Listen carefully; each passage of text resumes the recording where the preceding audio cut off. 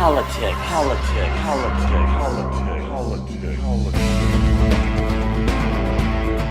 have a BS in psychology and a BA in philosophy from Loyola.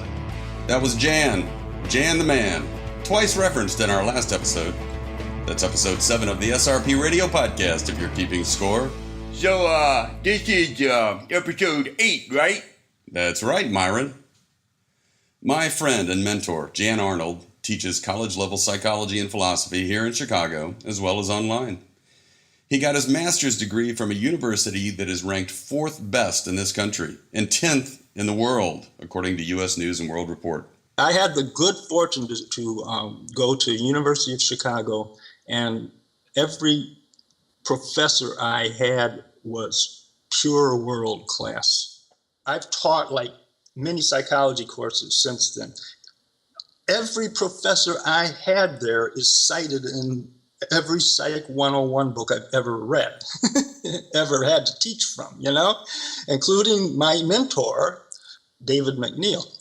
That's the kind of education one gets there. So, Loyola to the University of Chicago. What was the difference? People were impressed by me at Loyola. At the University of Chicago, no one's impressed by anybody. You're just not going to show up. You're not going to stand out. You're just another, someone just trying to be a genius, but you're studying with people who are so far beyond you that you might as well just give it up, So what did you end up studying at UFC? The master's degree it's a master's in social science, but my focus was on developmental and cognitive psychology. Almost every course I took was with some of the most important people in that field in the world. I did my master's thesis with David McNeil, who is one of the founders of psycholinguistics, along with people like Noam Chomsky and people like that. I was older when I got my master's degree, but you were older when you got your undergrad degree. Tell me about that. I'd come into a class the first day, and all these 18 and 19-year-olds would come into the class, and they sit there and they look at me and they would just sort of do a double take. Who the fuck is this, Is this the teacher being cool, And then the teacher would come in and do a double take at me, And I had more teachers thank me for being in their class at the end of the class because I was the only one who would talk. I was the only one who would get into everyone else just sat there and looked dumb, I was always in the mix, and they liked that. But why'd you wait so long to go to college? I mean, you're an intelligent guy. All my life, I've assumed that I'm ultra brilliant, and someone as brilliant as me does not have to go to school. Doesn't that make sense to you? I mean, schools are for the non-brilliant. They're for the people who need to learn. I don't need to learn. I already know it. And if I don't know it, it's not important. Okay, I'm sorry, you're saying you were a little bit full of yourself? Well, I think I had a combination of a major depressive disorder, which I do have, and a somewhat, narcissistic personality. And so you combine the two, a narcissist who's depressed is really a problem. It really is. I mean, look at Donald Trump, for instance, Well, he's a narcissist, but he's not depressed.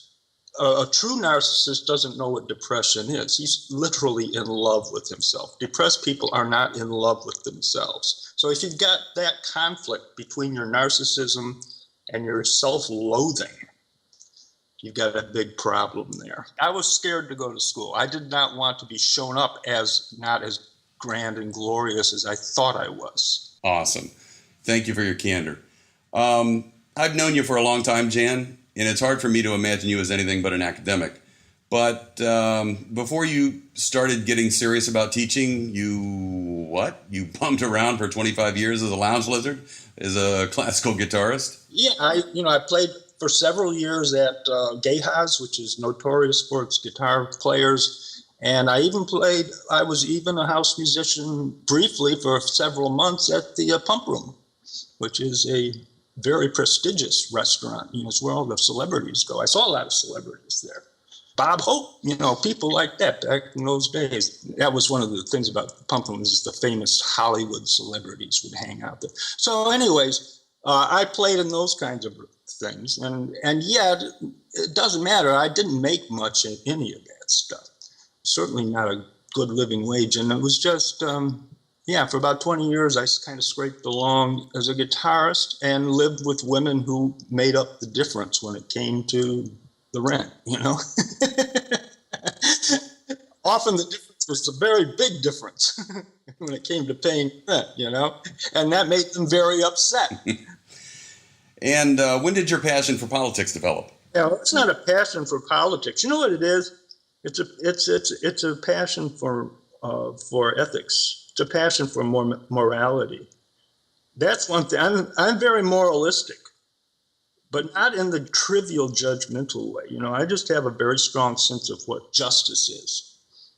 That's what bothers me, is injustice bothers me. Otherwise, people just have all sorts of problematic behaviors and all of that. I don't usually judge them that much. I'm usually pretty kind with them. But if people really subscribe to what is obviously pure injustice, I just go berserk. And we'll hear a good bit more of that righteous indignation and linguistic analysis as the 2016 presidential election looms ever closer.